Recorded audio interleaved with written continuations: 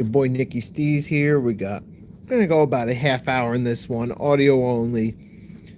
Gonna talk about the NFL divisional rounds, some memorable moments. As we know, tomorrow, Saturday, January 17th, the divisional round starts, and that stretches into Sunday. So, yeah, we're just gonna come on here, have some fun talking about it. And yeah, that's gonna be that. So, just going to be real brief on that one because there's a lot of memories throughout the NFL divisional round and its history. So, just going to come on here and talk about it with. But man, let's try to go more recently. We go back 1 year ago, this very weekend.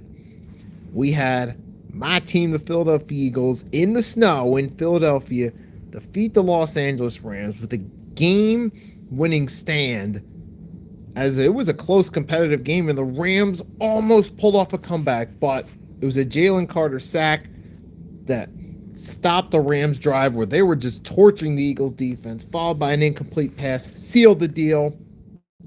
Eagles moved on and then destroyed Washington in the conference championship and Kansas City in the Super Bowl. But it's crazy to think about it, because what's ironic is both times Eagles won the Super Bowl, their divisional round matchup came down to a late game stand by the defense. Like I said last year, against the Matthew Stafford-led Rams, who Stafford is still there. He'll be playing against the Chicago Bears on Sunday at the new Soldier Field, or whatever it's called now. But then in 2017-2018, the year Super Bowl 52, something similar happened. The Eagles-Falcons game, come the divisional round, the Falcons had a first and goal, incomplete pass, second and goal, incomplete pass, third and goal, incomplete pass, fourth and goal, incomplete pass, game over. There's two memories right there from my team's history. And while we're still on that subject, let's keep it going. Some other divisional round memories for the Eagles. 2003, the very first playoff game at Lincoln Financial Field, the 03-04 season, January 04. A game remembered as 4th and 26. The Philadelphia Eagles, coached by Andy Reid, going against the Green Bay Packers, led by Brett Favre, who Andy Reid was the quarterback coach for in his time in Green Bay before he became the Philadelphia Eagles head coach. And this was a fun one. 14-0 Packers. Eagles tied it up. Packers kicked the go-ahead field goal. Then late in the game, hello, Daniel. Happy Friday to you as well, my guy. Thanks for listening. And then it came down to it. 4th and 26. Eagles needing a first down to save their season. Freddie Mitchell comes through with the miracle catch. And then the Eagles tie the game up. And then in overtime, Brett Favre throws a vintage Brett Favre reckless pass. Brian Dawkins gets the pick. Eagles get in the field goal range. Kick the game winner. Game over. Eagles moved on. Now the next week, the less said about the better. But as far as that goes, there was another great game too, that 03 divisional round, the NFC. The Rams and Panthers. The last Rams home playoff game in St. Louis before they relocated to LA. The Rams did make it back to the playoffs next year, but they were a wild card seed. I think the 6th seed. They had to play 2 games on the road. But it was that game I'm referring to. The last game in St. Louis, playoff game. Rams and Panthers, double overtime. Steve Smith Sr. catches the game winner walk-off and sets up that Eagles-Panthers NFC Championship game. But that was a memorable game because that's the last time we've seen an NFL game go to double overtime. And now that I said it, watch, I jinxed it. We do get a double overtime. That would be hysterical if it does happen. But you have that as well. Of course, you have 2001 season. It was in Foxborough. Patriots' first playoff game with Tom Brady in the snow against the Oakland, now Las Vegas Raiders. This is remembered as the Tuck Rule game. Tom Brady went back to pass. The ball came out. Raiders recovered. Initially, everyone thought it was a fumble. Even Tom Brady thought it was a fumble. But then the officials reviewed it. They said it was a incomplete pass because the arm was going forward. Many people still to this day disagree with that call. But it's that infamous call that led to the now infamous Tuck rule and set up the Patriots' game-winning field goal by Adam Vinatieri in the snow, and infamously ended John Gruden's first tenure with the Raiders and set the Patriots up for their first Super Bowl win a couple weeks later against the St. Louis Rams. There's another infamous memory. You have 49ers Packers. There's several ones that could come to mind here. They've played each other in the divisional round numerous times throughout their respective franchises' histories, but the one I'm going to talk about goes back to 1998. 49ers were at home, and this was a close back and forth battle. The three-time regular season MVP, Brett Favre, the former Super Bowl MVP, and Steve Young. And it all came down late in the game. Now, the interesting to one touchdown catch known as the catch two by Terrell Owens, his first breakout moment. But what's ironic about this is prior to that infamous touchdown grab / the catch two, Mr. Terrell Owens was not having a great game at all. He had set a few drop passes, a fumble. It was looking like one of the worst games of his career. And then T.O. catches the game winner to give the Niners the lead and makes up for it all with that one catch. And it's now dubbed the catch two. And speaking of catches, the catch three. 2011-2012 season, 49ers versus Saints. Vernon Davis catches the game winner and gives the 49ers their first playoff win since the 02-03 season.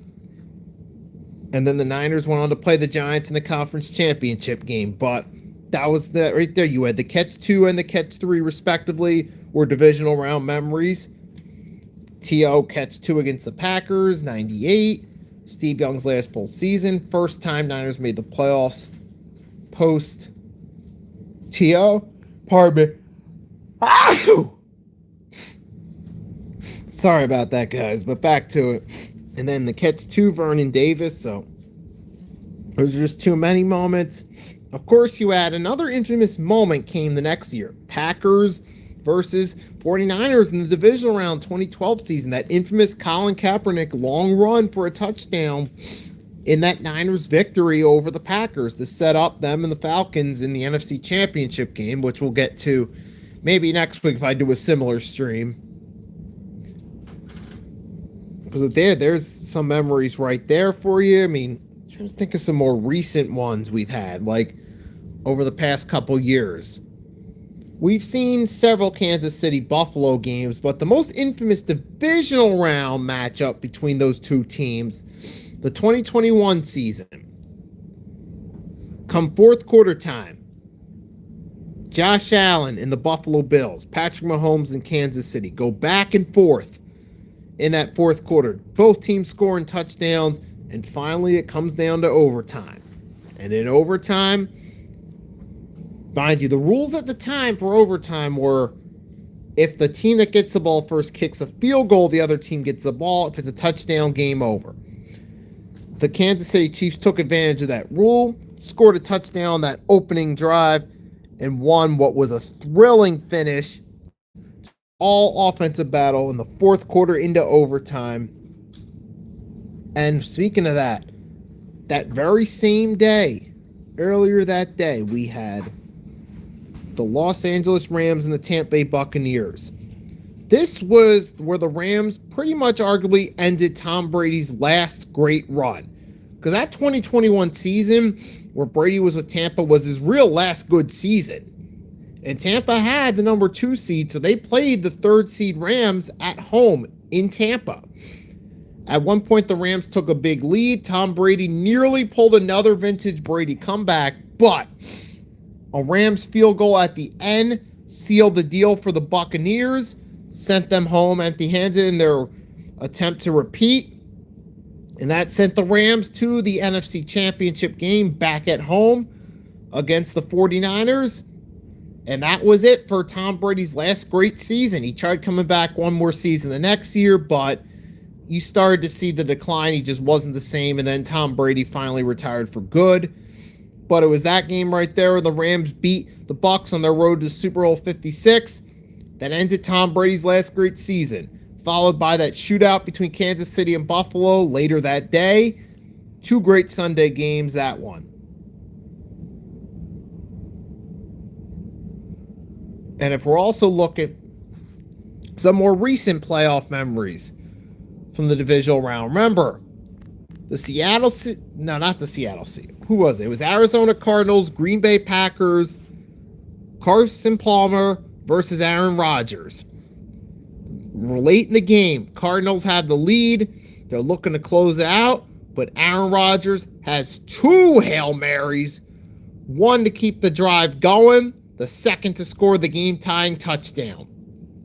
And then the Cardinals get the ball in overtime. Larry Fitzgerald closes the deal on the Green Bay Packers season and sent the Arizona Cardinals to the NFC Championship game, where ultimately Super Cam and the Panthers put an end to Larry Fitzgerald's last playoff run.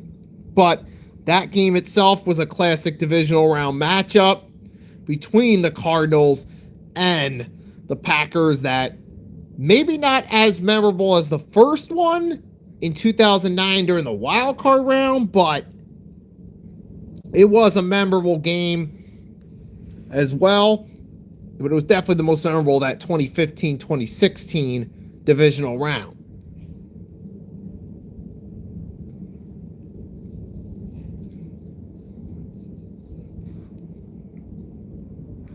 And also another infamous one more recently, the Houston Texans versus Kansas City Chiefs in 2019-2020 divisional round. Remember, Houston took a 24-0 lead in the first half in Arrowhead at one of the loudest stadiums to play at. Kansas City with the home field advantage in this game. And home field advantage in the, they were the number 2 seed. Baltimore had home field. Get to that in a second. The number 1 seed Baltimore Ravens versus the number 6 seed Tennessee Titans the night before in that 2019-2020 divisional round. The Titans upset the number 1 seed Ravens and sent them home one and done. All they had to do was wait the winner of Kansas City versus Houston. Remember, Houston goes up 24-0. And you'd think they're going to pull off the upset. But then, Bill O'Brien, Mr. Wannabe Bill Belichick, decides to try to get cute, up 24-0 and fake a punt, knowing they're up 24-0, backed in their own territory. And what happens? They don't convert. And then Kansas City completes a 40-plus unanswered point comeback and move on to the AFC Championship game that year. And that's synonymous because it ended the Houston Texans' window with Deshaun Watson as their QB to win a championship, and ultimately was the end of the Bill O'Brien era. Granted, he got fired later that year, early in the 2020, the COVID season, but that was pretty much the end, because then DeAndre Hopkins was traded, and once that trade happened, the Houston Texans just weren't the same again. So that effectively ended the championship contention window with Deshaun Watson. And then you also back to that Tennessee game. That same year in the divisional round, Baltimore Ravens were home field seed. MVP Lamar Jackson going against a Tennessee Titans team that kind of snuck in the playoffs as the 6th seed at 9-7. Got an upset over the, at the time, defending champ Patriots the previous week, ended Tom Brady's run in New England. But then they went on the road with Ryan Tannehill as their quarterback. Derrick Henry still their running back, got the upset win. And that will forever be Ryan Tannehill's defining career moment right there.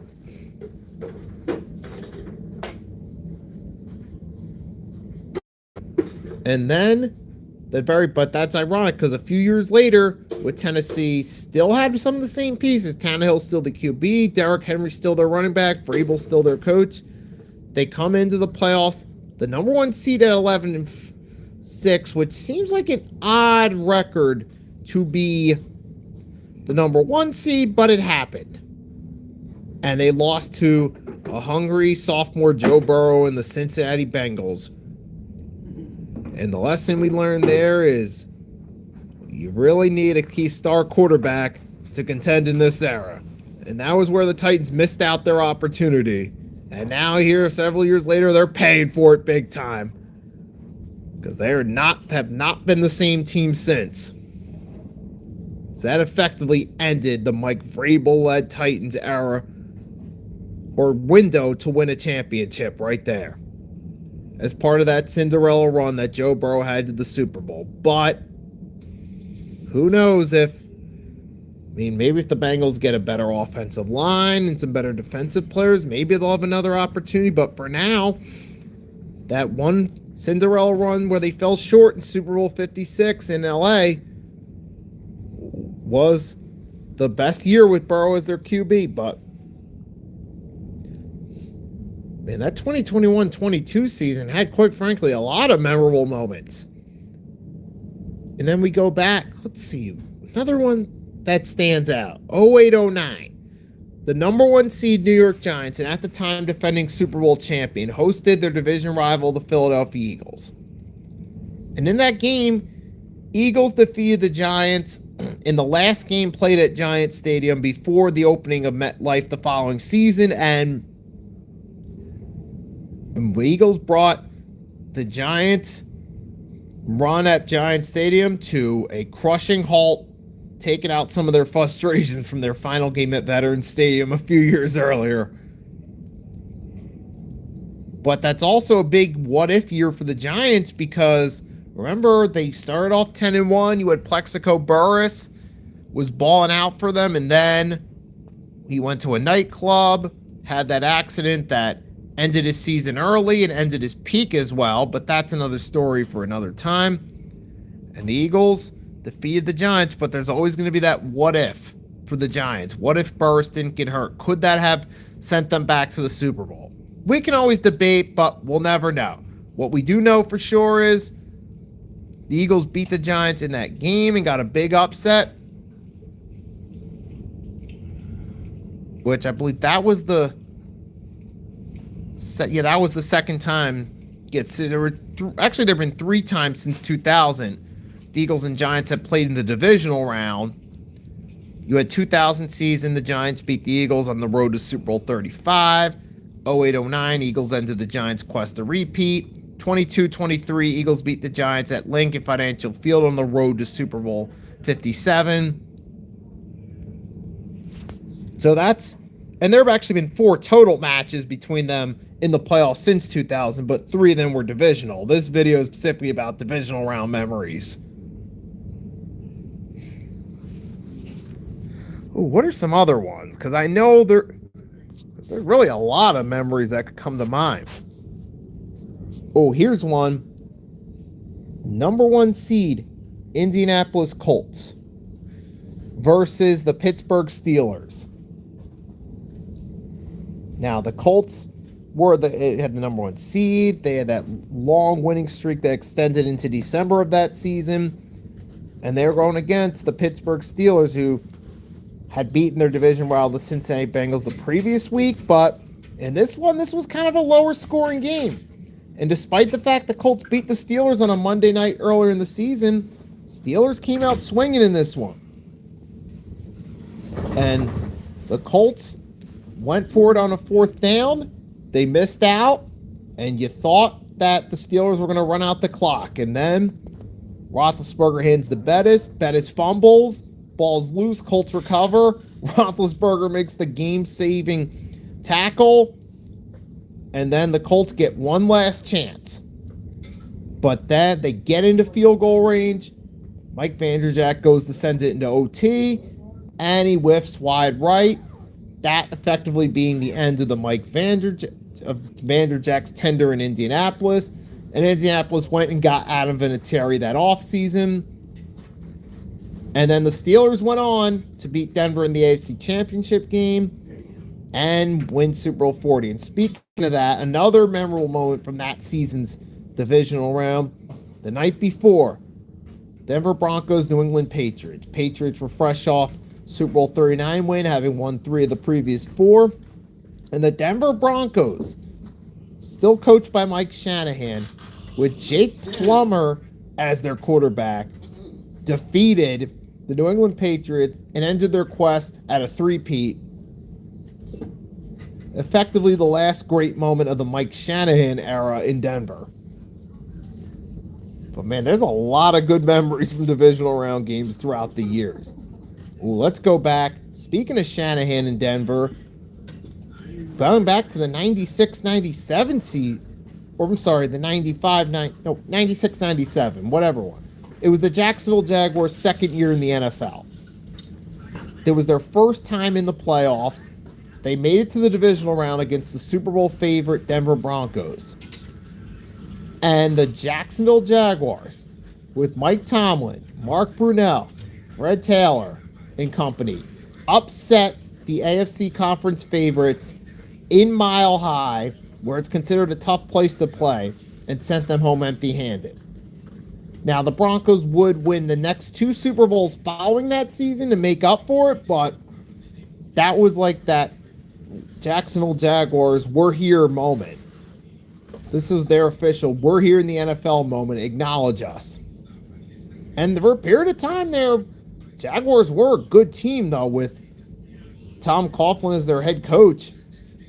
And another memory, kind of a somber memory you had, the Jaguars destroyed the Miami Dolphins in the 1999 season divisional round in Dan Marino's final game.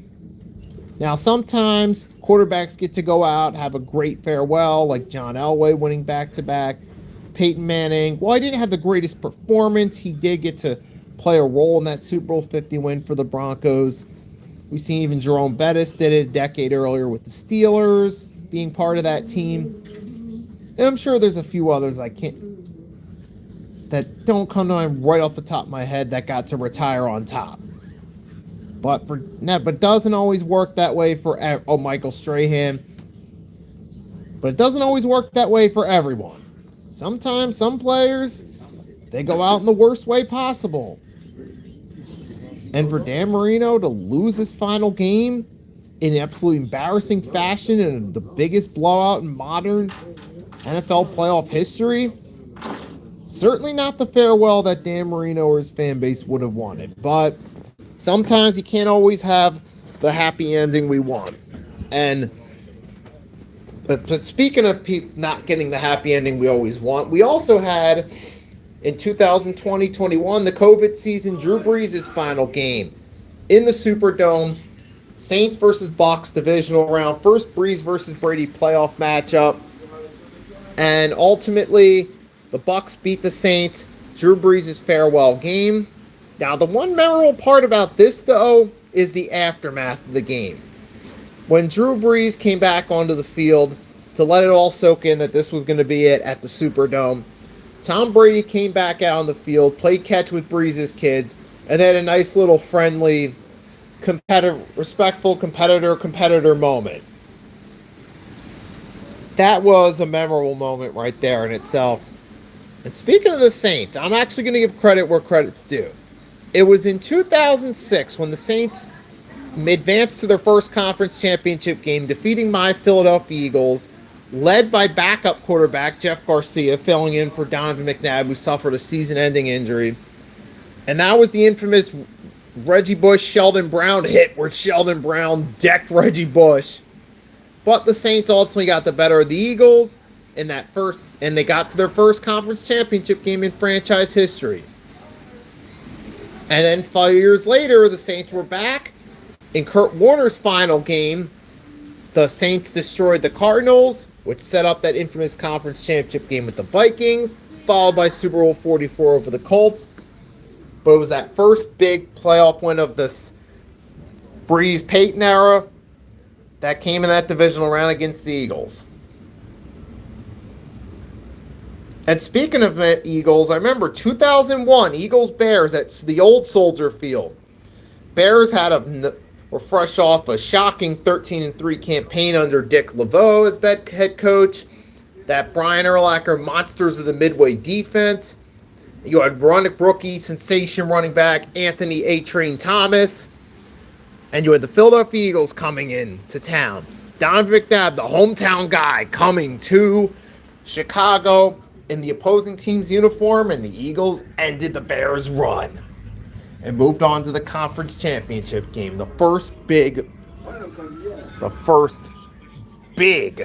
playoff win of Donovan McNabb's career. So there have been a lot of memorable moments throughout NFL history, man. Throughout the NFL playoffs, especially divisional round, those are some of the memorable moments right there. So that's it for this impromptu stream, guys. Thanks for catching it. It's your boy Nicky Stee signing off. Have a great night. I'll catch you next time.